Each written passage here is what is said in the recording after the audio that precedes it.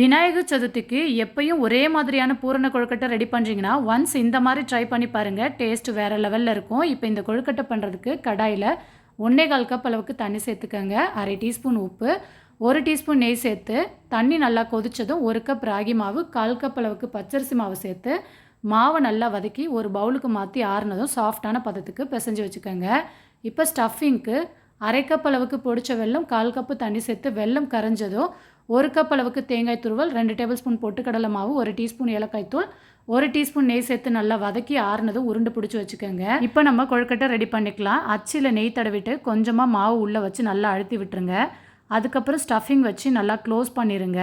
பாருங்கள், பார்க்குறதுக்கே எவ்வளோ சூப்பராக இருக்குன்னு. வித்தியாசமாக இது போல் ட்ரை பண்ணி பாருங்கள்.